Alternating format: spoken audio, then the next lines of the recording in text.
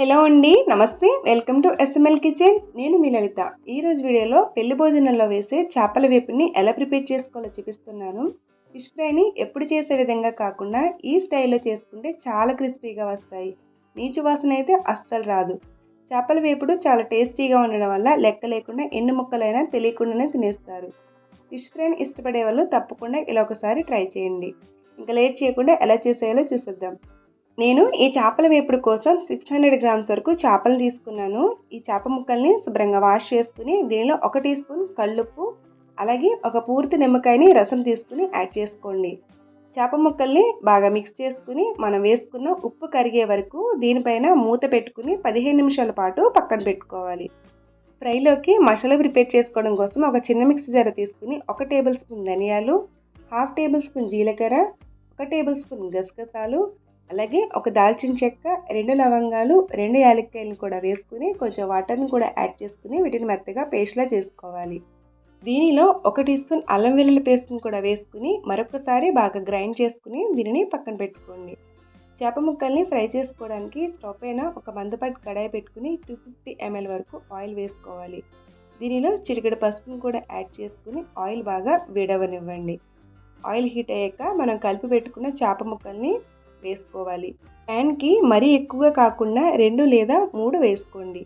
వీటిని హై ఫ్లేమ్లో 15 నిమిషాల పాటు బాగా వేయించుకోవాలి. చేప ముక్కలు ఒకవైపు వేగిపోయాక మరొక వైపుకి తిప్పుకుంటూ ఇలా అన్ని వైపులా వేయించుకోండి. ఇలా గోల్డెన్ కలర్ వచ్చాక వీటిని ఆయిల్ నుండి సపరేట్ చేసుకుని వేరొక బౌల్లోకి తీసుకోవాలి.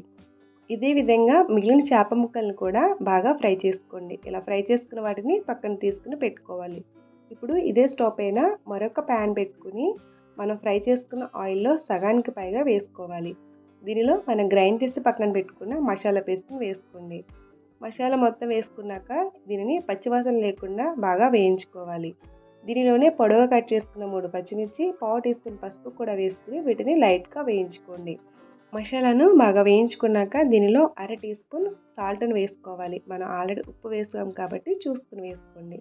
అలాగే 2 టీ స్పూన్స్ కారాన్ని కూడా వేసుకుని ఈ ఉప్పు కారాన్ని బాగా మిక్స్ చేసుకోవాలి. దీనిలోనే 2 రెమ్మల కరివేపాకును కూడా యాడ్ చేసుకోండి. ఈ కరివేపాకును మరొకసారి బాగా వేయించుకుని దీనిలో మనం ఫ్రై చేసి పక్కన పెట్టుకున్న చేప ముక్కలన్నింటినీ వేసుకోవాలి. ముక్కలన్నింటినీ వేసుకుని మరీ ఎక్కువగా కాకుండా చేప ముక్కలకి మసాలా పట్టే విధంగా లో ఫ్లేమ్లో 2 నిమిషాల పాటు వేయించుకోవాలి.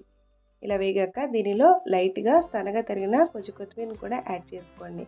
మరొకసారి బాగా ఫ్రై చేసుకుని స్టవ్ టర్న్ ఆఫ్ చేసుకుని దీన్ని సర్వింగ్ బౌల్లోకి సర్వ్ చేసుకోండి. అంతేనండి, వేడివేడిగా క్రిస్పీగా ఫిష్ ఫ్రై రెడీ. ఈ స్టైల్లో ఫిష్ ఫ్రై చేస్తే ఎన్ని కిలోల చేపలైనా చాలా ఈజీగా చేసుకోవచ్చు. రుచిగా ఉండడం వల్ల 1కి 2 తినేస్తారు కూడా. నా వీడియో యూస్ఫుల్ అనిపిస్తే ఒక చిన్న లైక్ చేసి షేర్ చేసి సబ్స్క్రైబ్ చేసుకోండి. మరొక టేస్టీ రెసిపీతో మళ్ళీ కలుద్దాం. Thanks for watching.